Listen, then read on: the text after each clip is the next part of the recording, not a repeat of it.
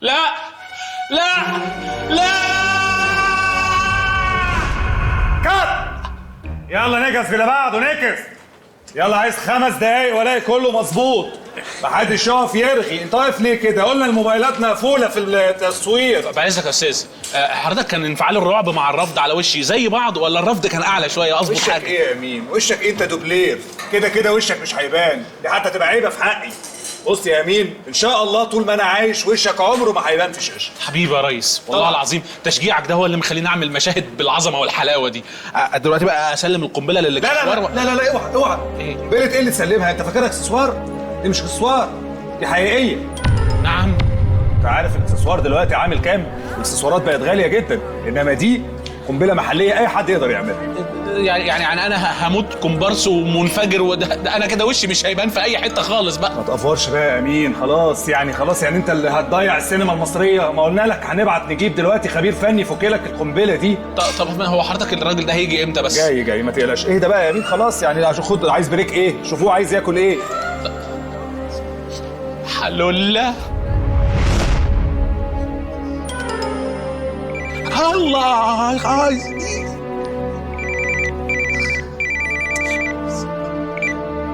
الو. ايوه ماما. لا انا في التصوير. لا انا كويس الحمد لله. لا استني بس، الزباله ايه؟ انا عايز اقول لك ان انا بحبك جدا، وعايز اعترف لك ان انا يا ماما، انا اللي كنت باخد الكفته قبل ما تتحط في الصلصه، مش محمد اخويا. ايوه انا صوتي كويس يا ماما، بس انا عشان الدور تقيل شويه، عندي دور. ادعي لي بس انت يا ماما. لا لا لا لا لا لا، بلاش حكايه يكسر الدنيا الدور بلاش النوعيه دي، بلاش من الدعاء يا ماما يفرقع ايه الفيلم بس وبتاع. لا خليكي ادعي عادي يا ماما، دعاوي عاديه. ميرسي قوي، ربنا يفتحها في وشي.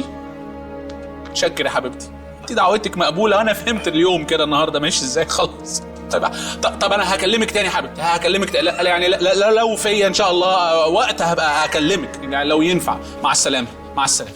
الأستاذ أحمد أمين. حضرتك الخبير بتاع قنابل؟ أنا أيوة الوكيل المختص. الحمد لله. اتفضل. فين القنبلة اللي فيها المشكلة؟ هو ده اكبر من صدري اهي. أوكي. طيب. لا والله يا فندم أنا مش هقدر أساعدك، الماركة دي إحنا ما بنشتغلش فيها. يا فندم ماركة إيه؟ أنت بتصلح غسالة؟ هو موتور مية؟ أي حاجة، ده بني آدم مربوط فيه قنبلة. يعني أنا الماركة بتاعتي أنا شخصيا هتتمسح من على الوجود. طيب معلش، هدي نفسك هحاول أساعدك. حاضر. أرجوك اتفضل. حاضر عينيا. حاضر.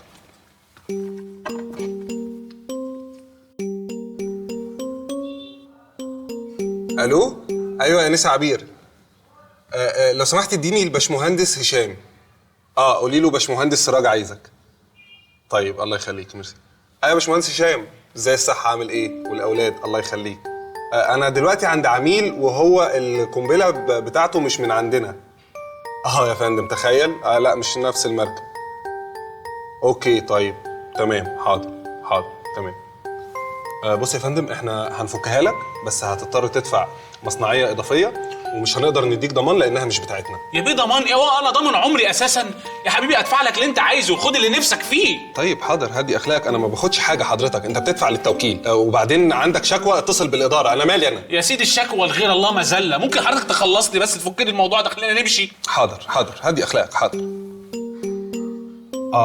حضرتك عندك مشكله في الحساسات. الحساسات بتاعتي انا ولا دي حساسات ايه دي؟ حساسات القنبله فيها مشكله، دي ممكن تنفجر في اي وقت، احنا ما نعرفش التايم بالظبط. معلش هجيب حاجه واجيلك. يا استنى، رايح فين؟ ما تشوف لنا صرفه في الحساسات دي، فك اي حاجه اعملها على خلينا. هموت. طيب معلش هدي اخلاقك، هحاول اساعدك. حاضر. على طول بقى. ايوه يا نسا عبير، لو سمحت معلش اديني الباشمهندس هشام. هو هشام ده ملوش نمره؟ على طول تروح تكلمه هو. ايوه يا باشمهندس هشام. ايوه العميل اللي هو كان معاه قنبله محليه الصنع. حساساته طلعت مش شغاله. اعمل ايه؟ لا خالص، يعني خلاص كده؟ لا بجد ما تهزرش طيب تمام. اركب له ثلاثي، اركب له واحد ثلاثي لا معايا كتير، اركب كتير. انا ثانيه واحده انت حضرتك ليه بتصلحها؟ احنا عايزين نبطلها، عايزين نوقفها. بتصلح ايه؟ حضرتك انا الاوردر اللي جاي لي اوردر تصليح مش تبطيل. حضرتك عايز حد يبطل تتصل تقول لهم ابعتوا لي حد يبطل. خلاص انا اسف. انا حضرتك اعمل اي حاجه وخلصني. اتفضل، انا اسف. طيب هدي اخلاقك. حاضر.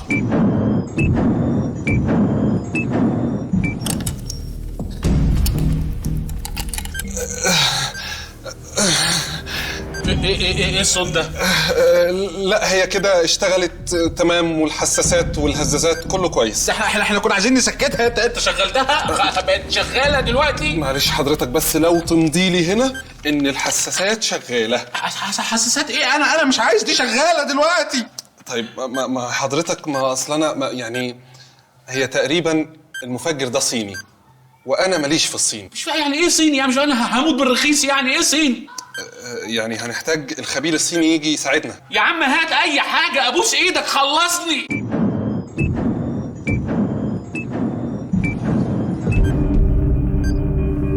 胡闹吗？这不是，这是谁给你组装的？ يا نهار مش فايت. ايه؟ اساله. 哎，这太没经验了，是谁给你组装的？你给我说。يعني ايه؟ ندايم الا وجه الله. ايه ده؟ ايه؟ 哎，你别怕，我会给你解开的。 لا فهمني يا بيه، يعني ايه؟ مش فاهم. 哎يا عم في ايه؟ ما تقلقش اهي. بقول لك ايه يا نجم، الحاجة دي تلزمك ولا اخدها انا اكل منها لقمة عيش؟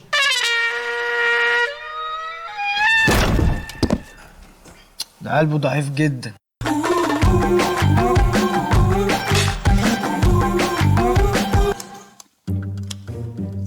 ايه يا امين مالك بس؟ في ايه يا اخي؟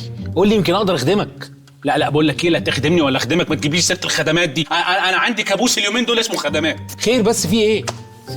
الكابوس بدا ان الحمام عندي ابتدى ينقط. طبعا انت عارف اول الغيث قطره معروفه. مراتي كل نص ساعه تقول لي عايزين سباك. كلمت سباك حلو وبدات الرحله. مبدئيا اللي جالي ده مستحيل يكون سباك، ده دكتور مسالك بوليه ومعاه مساعد، مش سباك ابدا. انا ما فهمتوش خالص. معاش انت سمسونايت، كمامه، جوانتي. دخل سالني فين الحاله. تخيل دي طريقته. طلب تليو وولع بايب وبدا يفحص الماسوره والبايب في بقه، والمساعد بينشف له عرقه. وبدا يسال اسئله عن ضغط الميه، درجه حراره السخان، تاريخ المواسير المرضي. وبالفحص المبدئي طبعا شخص حاله الحيطه تصلب شرايين ومحتاجه قسطره ودعامات. بعد كده قرر انه لازم ينقل الماسوره الورشه علشان يعمل لها شويه فحوصات واختبارات وتركيب كوع ومفصل وطرف صناعي. اما سالته معلش يا دكتور ليه كل ده؟ ما تصلحها وخلاص. قال لي دلوقتي انت لو عندك ماسوره وماسورتين فرعيتين ومنبع ومصب ومزراب وازمه ميه في دول حوض النيل، ايه الانسب لينا؟ اننا نحل الازمه مؤقتا ولا اننا نجفف منابع الكارثه من اولها؟ وعمل لي فيها دكتور فاروق الباز. طبعا انا سكت، قلت له اعمل اللي انت شايفه صح. قفش العربون يا بيه وحفر في حيطان البيت كلها وسابنا ومشي. لا حول ولا قوة إلا بالله. على كده الحيطان بقت تمام يعني؟ الحيطان كويسه، مراتي هي اللي سخنت بقى. إيه؟ سخنت؟ ألف سلامة عليها. لا سخنت يعني اتحمست مش تعبت. سخنت قالت لي بص بالمره والحيطان متكسره كده، خلينا بقى نصلح كهربة البيت اللي خربانه من يوم ما اتجوزنا دي. بعت جبت كهربائي. ده بقى اقام معانا في البيت فول بورد لمده اسبوع، واكل شارب نايم، كهرب لنا حياتنا كلها تماما. قعد يقول شويه مصطلحات غامضه كده في كلامه عشان يتوهني. قال لي بص احنا سيادتك هنوصل لمض السقف على الطيار مش على الترانسو. الستايتر ده عشان نسيطر عليه وما يلمسش مع بيت النور فخليناه على فازه لوحده. وصلناه دريك على خط للبوكس العمومي، يعني شغل زي اللي عملناه في الفيلا بتاعت نرمين الفقي بالظبط. راجل شكله فاهم. انا قلت بس بقى بعد الشغل ده والفلوس دي كلها انا كده هكمل حياتي من غير ما اغير لمبه. خلاص اتعشت. هو مشي من هنا. اجي يا ابني اولع النور الراديو يشتغل، اشغل الخلاط العيال تتكهرب وهم في سرايرهم، ادوس على الريموت المدام ترقص. اخر لخبطه. لا والحيطان لسه مكسره والبيت خرابه. المهم بقى انك لو عديت المرحله دي وظبطت الكهرباء بتاعت الشقه كلها وبعدين جبت بتوع التكييف، الكهرباء هتضرب تاني. فانت تجيب بتوع التكييف الاول يخربوا الكهرباء، يجي الكهربائي عشان يبوظها تقوم تتعدل. فهمت التكنيك؟ طب البيت كده بقى تمام؟ لا ازاي؟ ما انا لازم اجيب نقاش. اسيب الحيطه كده؟ بعت جبت نقاش. ده بقى مش سهل. ده دخل عليا دخله فنيه جدا، تحسه دافنشي فان جوخ، يحسسك انه جاي يغير التاريخ ويخلد اسمه في بيتكم. وجيب سلامته يعاين كتير ويخبط على الحيطان كتير ورفع مقاسات كتير. وبعد ما اليوم خلص قعد طلب نسكافيه جولد، رفع راسه ببطء وبص من الشباك كده. هو بيكلمني وما بصليش، بس من الشباك كده وكلمني بصوت هادي. قال لي بص يا استاذ، انت هتسيبني يومين 3 كده عشان افكر. تفكر في ايه يا حبيبي؟ وانا بقول لك طلقني؟ انا بقول لك تعالى ادهن الصاله. محتاج وقت تفكر في ايه بالظبط؟ هتاخد راي اخواتك؟ محتاج فتوى شرعيه في دهن الحيطان؟ دهنت صاله نفس اللون ده قبل كده ومش حابب تكرر نفسك مثلا؟ قلت له بص يا اسطى من غير تفكير انا عايز اخلص. المهم قدر يقنعني انه بيعمل عمل فني مش نقاشه، وكلمني عن الارتقاء بالذوق العام، وان اوروبا بقت اوروبا عشان اهتموا بالنقاشه وكلام كتير من ده. المهم اختفى وجالي بعد شهر معاه 20 بني ادم كلهم شبه بعض تقريبا. مين دول يا اسطى؟ قال لي بص يا باشا ده الصنايعي اللي هيجلخ، ولا عايز ندهن من غير ما اجلخ؟ لا يا نهار اسود، لا ما تجلخش ازاي؟ ما هو ده الجلخ اهم من البويه اساسا. ومين ده يا فندم؟ قال لي ده اللي هيدي وش السيلر، وده اللي هيلقط، وده اللي هيشرف على التلقيط، وده اللي هيدي وش بلاستيك واحد، وده وش بلاستيك اتنين، والباشمهندس اللي واقف ببالطو ده اللي هيخاوي اللون. ودي عمليه صعبه جدا ما بيقومش بيها الا كيميائي محترف، ومش اي كيميائي كمان، مع ان كل الحيطان في مصر لونها واحد، بيبقى بيج في الاول وبعدين بيدي على رمادي مع الوقت. وده اللي هيعمل الشاي، وده اللي هيعمل القهوه، وده بتاع السحلب، وده هيقف معانا كده مش هيعمل حاجه. ده غير الدي جي طبعا اللي لسه هيجي، ده بيبقى واحد مهمته في الدنيا ماسك موبايل صيني وبيلعب بقى، يفضل يبدل ما بين لو لعبت يا زهر وحلاوه روح لغايه ما نموت احنا في البيت. بعدها بقى بنخش في مرحله اللمسه الديكوريه، نختار كام حيطه من البيت ونقرر ان دول هنلحوسهم هنشوههم نظهرهم، فاهم؟ واختار انت بقى يا سبونج يا فيلفت يا ماربل رييه كاريه ناكريه كارل كريليه، اي حاجه. دول ايه؟ دول كلهم حاجه واحده ما بتتغيرش. هو كل اللي بيعمله انه بيوسخ الحيطه بسرعه بطريقه ما، وبعد كام يوم الحيطان اللي ما اتعملتش بتحصلهم بيبقوا ميه واحده. يا ساتر ده كابوس فعلا يا اخي. بس على كده بقى النقاشه دي اخر حاجه ونستريح. او هم قالوا لك كده يا ابني؟ بعد ما خلصنا عمليه النقاشه المعقده اللي خدت تقريبا اجمل سنين عمري، اكتشفت مراتي ان الحيطان الجديده بقت مش لايقه على الارضيات. فجاه اكتشفت، فقررنا اننا نغير الارضيات بالمره عشان تماتش مع الحوائط اللي هتسود بعد 3 ايام. المهم انا قلت لها رخام، وافقت، قالت لي اوكي رخام يلا بتناكه، فاهم؟ كلمت واحد اسال على الاسعار، اكتشفت ان احنا صغيرين قوي يا سيد، قوي. فرجعنا عن الفكره ورحنا لابن الحلال الطيب حبيب الشعب، السيراميك. سهل في النظافه، بيعورك لما تقع، محترم. بدات الرحله اللي انت عارفها في تنقيه السيراميك، والفرز الاول والثاني والثالث اللي هم كلهم فرز تاسع اساسا، بس بيكسروا واحده فيقللوا الفرز، اي كلام. المهم اشترينا وجيل مبلط يركب. ده بقى كان كوم، والصناعيه كلهم كوم تاني خطر، ما بيتكلمش كتير، تحسه كده لعيب شطرنج مثلا كاسباروف، يحط البلاطه ويستنى شويه كده وبعدين يشيلها ويحطها تاني، يجيب واحده جنبها ويفضل يجرب. ما تقولش خطه نابليون، انا مش فاهم. بيحسب كل حركه وكل نقله، او زي ما يكون بيحل بازل مثلا. المهم خلص شغله بسرعه الراجل، يا دوبك يعني ما خدش 12 سنه في العمليه دي. انا ابتديت في الموضوع ده، ياسين ابني كان في كي جي 2، سلمني تقريبا يوم حفله تخرجه من الجامعه. تعورت تعويره جامده على كده. تعويره ابن حلال، كنت هنسى الراجل بتاع الازاز بمناسبه التعويره. ما احنا بعد ما دهنا ازاز البيت كله اتدمر، كان لازم نغيره. بعت جبت الراجل بتاع الازاز، جه قعد شرب شاي طبعا، اخد المقاسات ومشي في سلام. ايه ده؟ الحمد لله، ده انت ربنا رزقك بصناعي كويس اهو. ساعه ولقيته بيكلمني، قال لي يا باشمهندس انا نسيت اسالك، اشطف لك الازاز خرزانه ولا شامبورليه؟ طبعا حاطني في مأزق رهيب. انا لو سالته لا مؤاخذه ايه الخرزانه وايه الشامبورليه هيفهم اني زبون وهيشتغلني للصبح. لو ما سالتش اخاف البس في حاجه انا مش عايزها وادفع الفلوس مرتين مثلا. انا بيني وبينك حسيت كده بفطرتي السليمه ان الشامبورليه ده قلق، مش عارف ليه، مش تمام كده مايس كده، انما الخرزانه برضو احنا عارفينها مجربينها في حتت كتير. قلت يلا اللي نعرفه احسن من اللي ما نعرفوش. قلت له لا شامبورليه ايه يا معلم؟ لا احنا جدعان قوي، خليك في الخرزانه. قال لي حضرتك متاكد يعني مش عايزه شامبورليه؟ قلت له يا عم في ايه، اتكل على الله يا اسطى. فضحك كده وقال لي براحتك، لا حول ولا قوه الا بالله، وقام قافل السكه. انا مش فاهم الكلام ده قبل ما اجي، مش عارف ليه. وانا بحكي لك دلوقتي حسيت كده ان الشامبورليه احسن، حسيت ان انا غلطت، مش عارف اعمل ايه. عشان كده انا لما اي حاجه بتبوظ عندي في البيت ما بجيبش صنايعي ابدا ابدا، انا دايما بصلح كل حاجه بنفسي، اخربها خالص، اسمع كلمتين من مراتي بعدين اجيب صنايعي. لكن حاجه تبوظ اقوم جايب صنايعي ليه؟ ما فيش راجل في البيت يسمع له كلمتين؟ يا ابني انا عليا كلمه حاضر بترج العماره، ترج العماره، حاضر العماره بترج مني كده. قلت ايه؟ خرزانه ولا شامبورليه عشان الراجل بيزن؟ مش عارف ليه حاسس ان الشامبورليه دي حلوه، كان قلبي حاسس.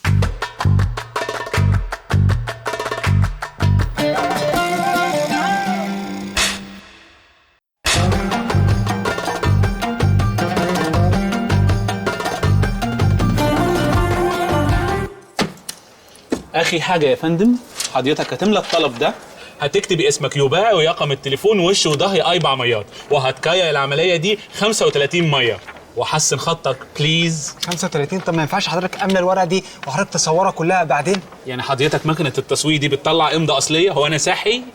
انا مستعجل يا فندم، دي تعليمات البنك المركزي، دي مش في ايدي خالص، بليز. معلش مستعجل. محدش يتحرك من مكانه. غير ولا كلمه ولا حركه ولا نفس. قدامك 30 ثانيه تملى الشنطه دي بالفلوس الحلوه اللي قدامك دي.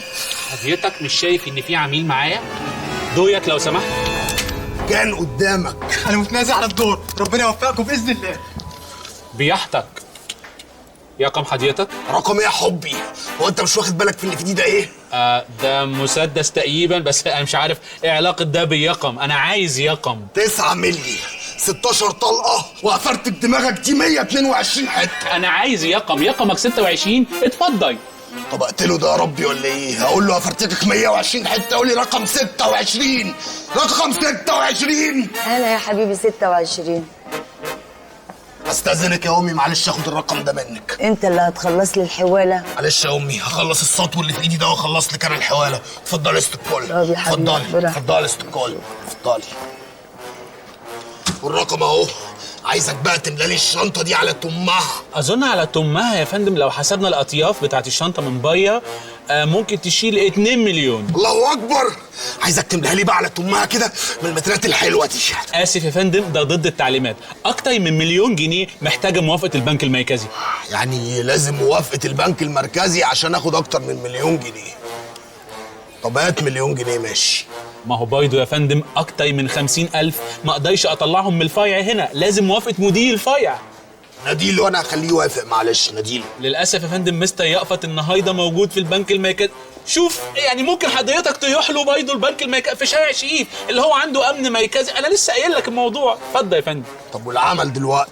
في حل حضرتك، ممكن تسيقهم 50 في 50 على 20 يوم عمل، يعني تقريبا شهر، ويكون كده حضرتك سيقت المليون جنيه كاملين. نعمل ده؟ يلا بينا. هات 50,000. بطاقة حضرتك؟ بطاقة ايه يا ابني؟ ما معيش بطاقة وما ينفعش اساسا يبقى معايا بطاقة.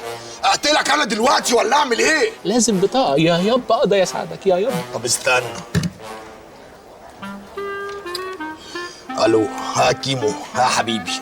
بقول لك ايه، كنت عايزك في خدمة. عايز اضرب بطاقة رقم قومي. عملية سطو مسلح. لا انا في قلبي السطو دلوقتي. اسبوع ايه يا ابني؟ ده انا كان زماني خلصتها شرع يا اسد. باسبور؟ طب استنى كده. بقول لك ايه، بيقول لي باسبور ده يطلع السخان. لا يا فندم الباسبور مش هينفع. طب سلام انت كيمو، دلوقتي هكلمك تاني. طب بقول لك يا زميلي، انت شكلك راجل بتخدم. شوف لي كده اي مصلحه كده، مش هينفع اخرج وايدي فاضيه من هنا. انا عندي فكره ممتازه. احنا حضرتك عندنا شهادات بنكيه من غير اجراءات، من غير روتين، من غير اي وجع دماغ. يعني حضرتك كانك بتشتري حاجه من السوبر ماركت. دي بتاخد العائد بتاعها بعد 6 شهور نص في المية. يعني ممكن بعد 87 سنه تكون حضرتك كونت المبلغ. نعمل ده؟ يلا بينا. هات شهادات. الشهاده الواحده يا فندم ثمنها 1000 جنيه، وبحد اقصى 5 شهادات. معلش 5000 بقى عشان نحصلهم من حضرتك. وانا لو معايا 5000 جنيه كنت جيت اسطو عليكم. اسطو انا النهارده ولا مسطوش؟ احنا ممكن نعمل لحضرتك كريدت كارد، ده يخليك تشتري عن طريق الانترنت. ممكن تشتري الشهادات وتيجي هنا تسطو علينا وانت ورقك سليم. وده يعني اللي مش محتاج بطاقه؟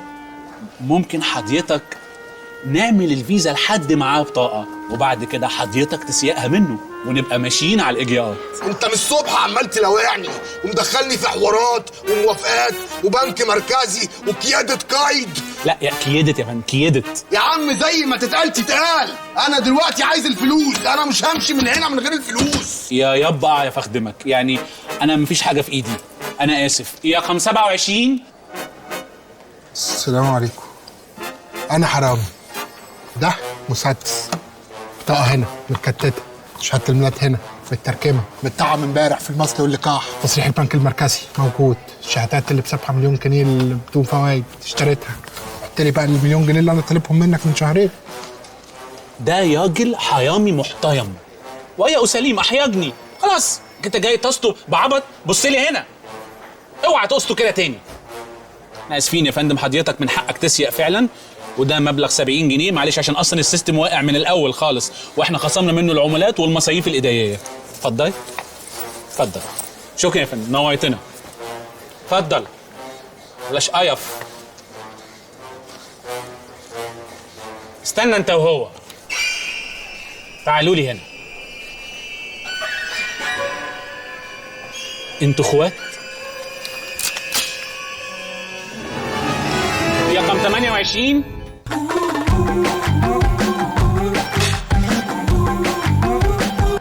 اخيرا يا حبيبي خرجنا زي زمان لوحدنا.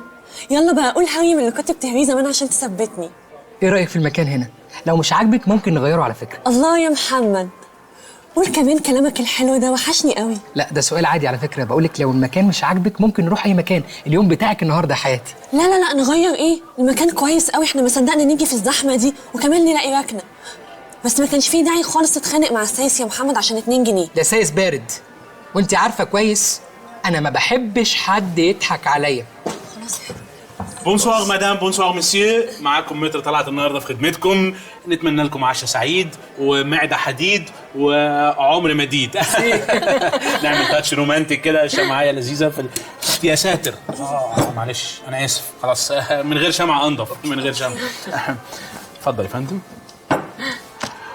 لا لا معلش مش عايز ميه، ميرسي قوي. لا اصل انا اولموست فتحتها خلاص. لا معلش ميرسي. اوكي لا براحتك يا فندم، براحتك. عارفه ان اليوم ده لا حضرتك حبيبي، بقول لحضرتك انا مش محتاج ميه، ما دي زي دي ميه عادي. ده حجم صغنون خالص. لا مش محتاجين اي احجام خالص، ميرسي جدا. الانسان في اليوم بيحتاج مش اقل من 8 كوبايات ميه علشان خاطر الجسم دي يعني. معلومات مفيده جدا بس انا عارفها كلها على فكره. انا بقى غير كل البشر، جسمي مش بيحتاج ميه كتير خالص. يعني جسم حضرتك مختلف ازاي؟ يعني احنا كلنا مخلوقين من طين والطين يحب الميه. انت مخلوق من نار، انت عفريت. يا عفريت. المنيو لو سمحت. فندم من غير منيو ولا اي حاجه، احنا عندنا كل حاجه كل حاجه. احنا بس هنصب شويه ميه حلوين هنا حضرتك تشربي، والبشره كده هتبقى فريش ولذيذه. تبتدي بقى تطلبي طلباتك وانت منطلقه ومنتعشه كده. هي منطلقه ومنتعشه من غير الميه. ممكن نطلب الاكل بقى؟ هو حضرتك مش هتحتاج ميه خالص خالص. حلو. حياتي تاكلي ايه بقى النهارده؟ عايزه اجيب لك كل اللي انت هناكل ايه بقى؟ اتفضل. ناكل ممكن ناخد 2 ميكس جريل، اوكي؟ وممكن كمان الباستا. الله حلو. بتموت في 2 باستا. لا ما تلاقيش. ايه ده؟ في فراخ ورز بالشعريه، اغرف لك؟ تغرف لي؟ انا معزوم عند خالتي، بقول لحضرتك احنا بنحب الباستا. لا ما هو انا مش والدتك، انا مالي تحب إيه الباستا ما تحبهاش. انا ماليش فيه. هو انا خطيبتك؟ يعني انت دفعت لي مهر، جبت لي شبكه، عملت لي فرح في قاعه اللوتس، انا مالي؟ اليوم بتاعك وانا مش هعصب نفسي واحاول ابقى هادي جدا. يعني المفروض حضرتك وانت جاي النهارده في الطريق اخش انا على الشيف اجري يا شيف الحق الاستاذ اسمه ايه؟ محمد. استاذ محمد جاي لنا النهارده بيعمل يحب الباستا قوي، اعمل له باستا يا شيف بليز عشان خاطري. بعدين هي الباستا بتتعمل على ايه؟ بتتعمل على الفحم، بتتعمل في الميه، تتسلق، فبتحتاج ميه. فاحنا نفتح بقى الميه الجميله دي واجيب لك الباستا اللي انت بتحبها ونبقى كلنا مبسوطين اخر باستا. افتح بقى الميه الجميله. لا ايه رايك؟ انا هبدا احب الرز. هات رز. هتبظ ايه ده؟ سم. لا مش قادر اتحمل، هفطس فعلا. انا مش قادر يا متر. اموري يا فندم. حضرتك في ايه؟ بقالنا ساعتين قاعدين، الاكل اتاخر جدا. فجعانين. لا مش فاهم، مش مدرك المشكله الحقيقه. هي مش محتاجه ادراك خالص حضرتك. رقم 1 حضراتكم قفلتوا التكييف فجاه واحنا هنفطس. يا خبر ابيض. رقم 2 الاكل اتاخر قوي بدون مبرر حضرتك. لا سيبك من موضوع الاكل ده خالص. التكييف اتقفل معناه حر، والحر يعني عطش، وكده حضرتك ممكن بشرتك تبقى جافه. يا نهار ابيض، ده انت بشرتك جافه خالص دلوقتي. وما تحبش برضه تشوف المدام وهي عرقانه والميك اب بتاعها سايح. بص بقى احنا ايه، نفتح ازازه الميه اللذيذه دي، نشرب شويه ميه علشان ننقذ الجوازه. يلا. الحق الحق حضرتك، في واحد بيحتضر ورا محتاج بق. افتح له ازازه الميه من فضلك، من فضلك افتحها له. ميرسي يا فندم على اللفته العظيمه دي. سعيد 3 ازاز ميه هنا عند الاستاذ على حساب الباشا. لا لا لا لا سيبه، العمار بيد الله. ياه، ده انت بشرتك جافه وقلبك حجر.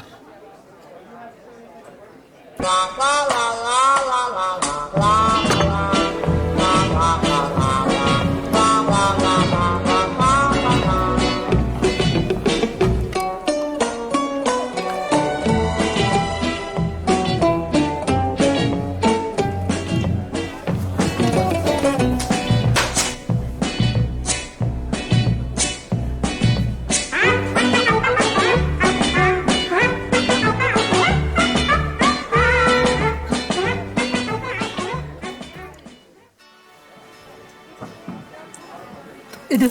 ايه ده؟ ايه ده؟ يا متر امورني يا فندم. ايه اللي في الاكل ده؟ الاكل كله ملح حضرتك، ده ممكن يأذيني. عيب يا فندم تقول الملح بيأذيني. عيب. بص الملاحه حجمها قد ايه؟ شوف بص بالنسبه لحجمك دي تأذيك دي، معقوله؟ لا نسترجل بقى ونستحمل نبقى رجاله. امبارح يا فندم في زبون لقى كلب في السلطه. لا مش لحمه كلب يا فندم، لا كلب سليم كامل في السلطه. لكن الكلب على جنبه اكل السلطه، لا اعترض ولا قال بم. ليه؟ عشان راجل وبيستحمل، وعشان مفيش حد بيقول بم في اي حال من الاحوال. والراجل خد مكافئته وروح بكلب كيوت قوي للاولاد. مش تقول لي شويه ملح في السلطه؟ ادي الملح ده ايه؟ ها ملح ده يعني ريق ناشف، يعني تحتاج كده معاه شويه ميه. عارف انا ممكن اتغدى بفخدة حمار. حضرتك الحمار يحب الميه برضو؟ ايوه، بس برضو مش هتفتح ازازة المية اللي معاك على جثتي لو فتحها. انا مش فاهم بقى. لا بص حضرتك، انا مش حضرتك الملح ده نازل زياده من عند المحل، يعني كومبليمو مش هينزل على الفاتوره. مالكم فيه ايه؟ وحله سهل قوي، عطشان ملح ريقك ناشف شويه ميه تبقى زي الفل. نعمل ده؟ لا ما تعملش ده. انا بجد لو قعدت اكتر من كده هرتكب جريمه. انا اسف جدا يا حياتي، هناكل في البيت، نطلب احسن اكل في الدنيا. بقول لك ايه هات لي الحساب. اتفضل هات لي الشيك. هدخل الحمام واخرج تكون جبت الشيك. حضرتك رايح الحمام؟ ايوه. اوكي خد بالك الميه هناك مقطوعه. ممكن افتح لك دي، هتحتاجها. نورتنا بجد يا فندم. متر أؤمر يا فندم. ممكن استعين بيك؟ اتفضل حضرتك. حضرتك مكتوب هنا ايه؟ زجاجة زجاجة ميها. زجاجة ميه.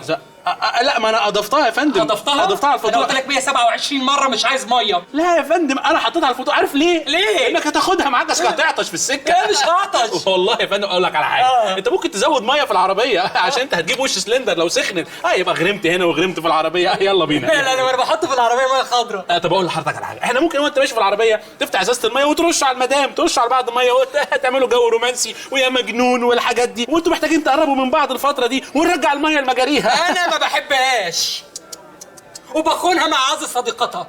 خيانه بتعوز ميه برضو. وهطلقها واحنا مروحين. ارتحت؟ انا مش عارف حضرتك تعمل كده، مش عارف انت ليه بتعمل كده؟ ليه؟ ازازه ميه ولا حاجه. ابوس ايدك. اوعى ايدك فيها ميه بقى. ابوس ايدك، مستقبلي هيضيع. ارجوك ممكن بقى افتح لك ازازه الميه؟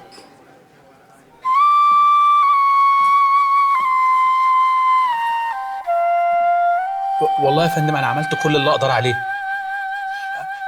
انا دفعته ضعف ثمن الفاتوره. حسبت له حاجات في الفاتوره هو ما طلبهاش اصلا وعدت عليه. دفعته 160 جنيه سيرفيس و30% ضريبه. لكن ما فتحش ازازه الميه.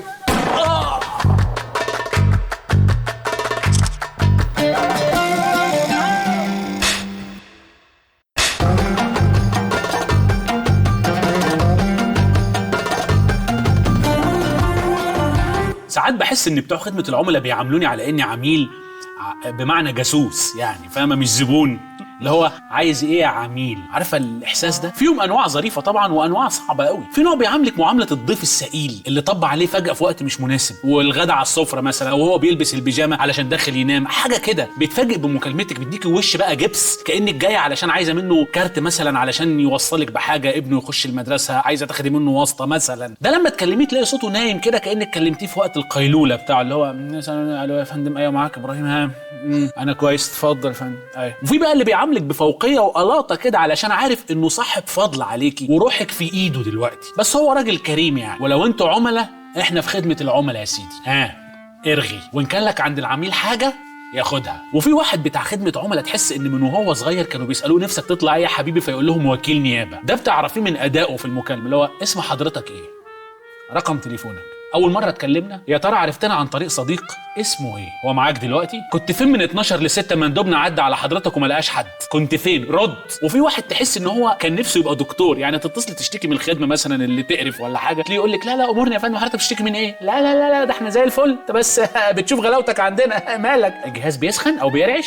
طب حضرتك بتسخن او بترعش؟ والاعراض دي بقى لها قد ايه؟ طب نبص مع بعض كده، في زغلله في الراوتر، حرقان في السلك، اي حاجه. وفي اللي كانت نفسها تتجوز وتقعد في البيت وتركز في الامومه بقى، بس للاسف بقت في كول سنتر، اللي هو ايه ايه ليه ايه عاملنا الجميل، ايه اللي مزعله ليه كده؟ الراوتر؟ لا امشي يا راوتر، امشي يا راوتر. لا خلاص نقفله خالص الراوتر ده، لا نقفله خالص. خلاص يلا خلاص قفلته خلاص. تيجي بقى نفتحه تاني؟ ها يلا شاطر الله اشتغل. لا طب تيجي نقفله ونفتحه من جديد؟ لا لا لا وطي صوتك وطي صوتك، كنت بتكلم خدمه العملاء، ما ينفعش لما تطلب حاجه تقول بليز، تطلبها نايسلي، يا اما هقفل السكه فورا. ها ايه المشكله بقى؟ لا من غير عياط، من غير عياط. ندوس نجمه مع بعض، بعدين شباك. يلا مين هيدوس شباك مع مامي؟ في نوع كمان ظريف جدا اللي هو بيعتمد على شعار يا ما دقت على الراس طبول، يحسسك ان هو شاف زيك كتير وداس في الدنيا جامد ومش فاضيلك. تلاقيه بيتكلم بسرعه كده وقافش وفي نبره احتقار في صوته، يقول لك يا فندم اسم حضرتك؟ ايوه احمد امين 8 عمارات العبور. خير يا فندم. تبدا تقول له بس المشكله انا كنت بداونلود حاجه، يقوم قاطعك فور يقول لك المشكله في خط التليفون يا فندم، كلم السنترال مع السلامه. تحاول تلحق تقول له انا كلمت السنترال فعلا، تي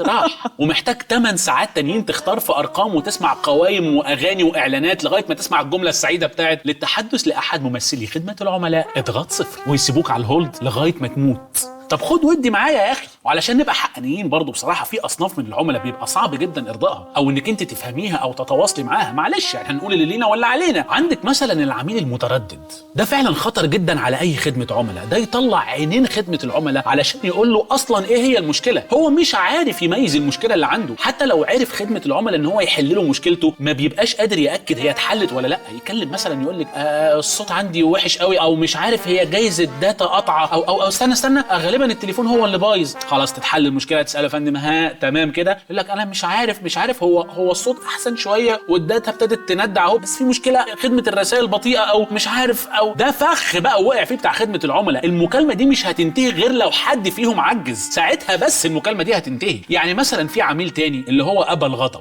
ده العميل اللي متعصب اللي بيصرخ، اللي بيتكلم علشان يفش غله بس، هو ما عندوش طلبات، فان هو عاوز يخرج طاقه الغضب دي بدل ما يصرخ في مخده في اوضته مثلا. وغالبا بيبقى غضبه ده مبالغ فيه جدا، ومش الخدمه هي السبب بس، في اسباب كتير في حياته هو. يعني مديره مهزقه، مراته منكده عليه، الاكل طلع حادق، جاره حاجز ركنه بحديده، الاسانسير بايظ، جه يدخل على النت لقاها بطيئه شويه، فقرر يكلمك يطلع عصبيته دي كلها فيك انت، علشان طبعا ما يقدرش يتعصب على حد غيرك. فتلاقي في نص الزعيق كده جمل زي انا زهقت بقى، دي ما بقتش عيشه دي. ايه علاقه ده بخدمه العملاء؟ غلبان والله معلش. في بقى العميل الحزين الجريح الوحيد اللي محتاج حد ياخد بحسه، يرغي معاه، ياخد ويدي كده، بيحاول يحتفظ بيك معاه على الخط الاطول وقت ممكن. يعني بتكون المشكله اتحلت بس هو عنده اسئله تانية عن العمر اللي بيضيع من غير صديق حقيقي، وان قد ايه اصعب حاجه ان الانسان يضحي بالحب عشان ظروف المجتمع. وفي بقى العميل المصلح، ده بقى اللي بيبقى مشغل في بيته قنوات اخبار طول الوقت، ومقطع جرايد كده وملزقها في البيت، اي اخبار بتحصل في اي حاجه او اعلانات يبقى مركز معاها. لما بيتصل يقول لهم لا انتوا المفروض شركتكم تعمل اجتماعات مجلس اداره وتتناقش في الحاجات، انتوا ازاي ما بتتناقشوش في الحاجات؟ خلاص يا حاج احنا متشكرين، ممكن نركز بقى في السخان بتاعك. سخان ايه بقى واحنا كل ما نصلح حاجه في البلد انتوا تخربوها؟ وياخدك في سكه غريبه جدا. في كمان العميل الهامس اللي بيتوشوش، ده اللي هو ما بيتسمعش من كلامه غير حرف السين والصاد ممكن اسال سؤال حضرتك؟ بتقول ايه يا فندم؟ بتقول ايه حضرتك؟ وحضرتك تعبان يا فندم؟ مش ممكن تعلي صوتك شويه؟ ممكن تدوس على الالفاظ؟ حضرتك بتعاكس؟ طيب حضرتك مخطوف؟ يعني اساعدك؟ ايه انا بقى بصراحه بقول ان احنا لازم نعمل قعده صلح ونحل بقى الازمه التاريخيه الكبيره اللي ما بين خدمه العملاء والعملاء، نقعدهم كده مع بعض ونشوف لنا حل بقى. نقول له مثلا بص يا فندم، ان كنت واخد على خاطرك اضغط 1، وان كنت مش عارف عذرك اضغط 2، وان كنت مش حابب موضوع صباح والصلح ده على بعضه وقافش، خلاص اضغط على نفسك بقى وخلي الموضوع يعدي.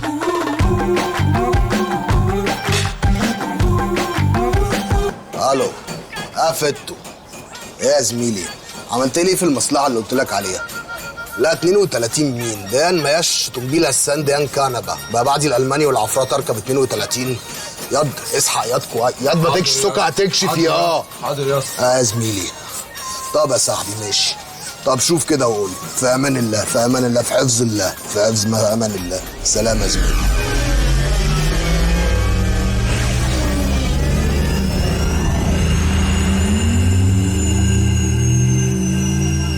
انا بتضرب من فلت راقلو بقوات فلت ني فرح ليتشم سوري نو انجلش. معلش كنت بشغل جهاز الترجمه. بقول لحضرتك مش دي الحرفيين اللي في كوكب الارض اللي في مجره درب التبانه؟ دبانه؟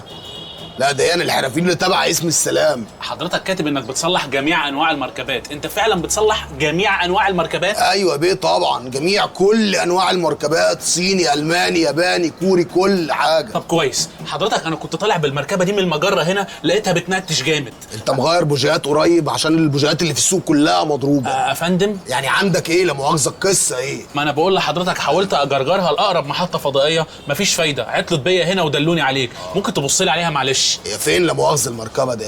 اهي المركبه بتاعتي، هي دي. ده هي اتصل مقلوبه، ده المركبه بتاعتك. لا من غير اساءه ادب، هي دي حضرتك اللي انا راكبها. لا سهله، تجيبها لي بظهرها هنا كده جنب اللانوس السيلفر ده. بظهرها؟ ايوه. لا معلش حضرتك، هو موضوع ظهرها ده صعب شويه، لان انت زي ما انت شايف كده هي ملهاش وش من ظهر يعني. ممكن تبص لي عليها على وضعها كده، اتعبك معلش.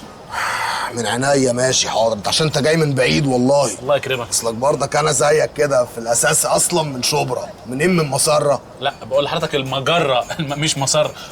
لا بص، انا هنا لما تطلع من درب التبانه اول شمال في سديم كبير، يعني عموما انا من السديم نفسه. قسيم، اجدع ناس بتوع قسيم وحبايبي كلهم حبايبي.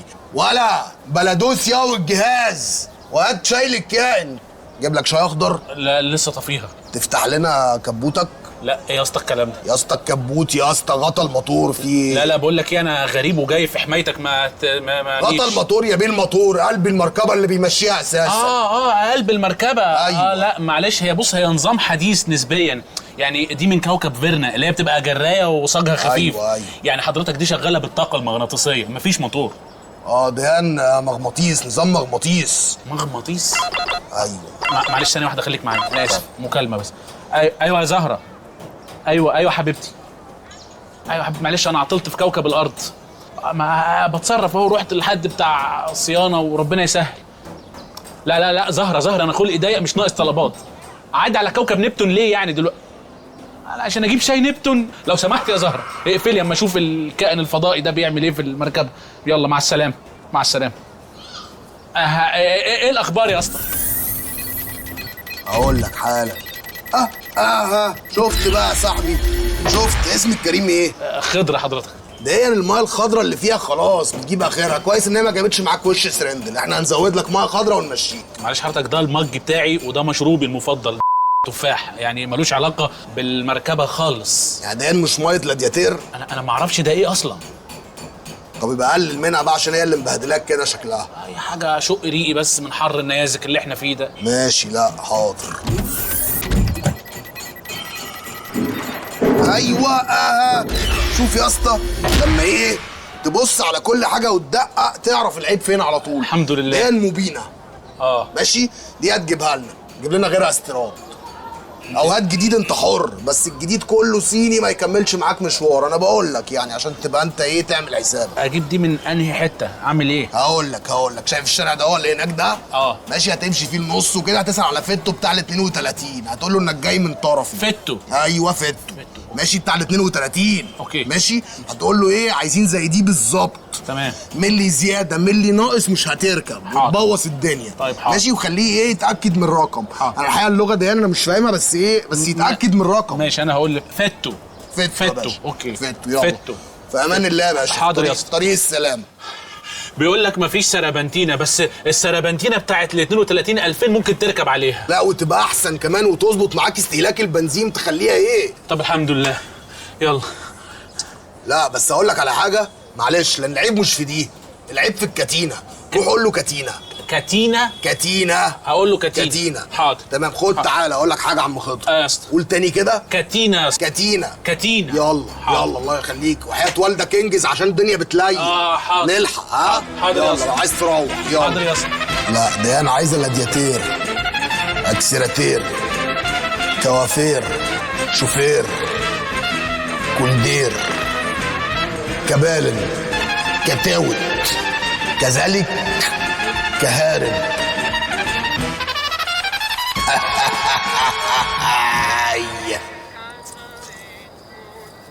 شوف بقى يا عم خضر، صلي بينا على النبي عليه الصلاه والسلام. عليه الصلاه والسلام.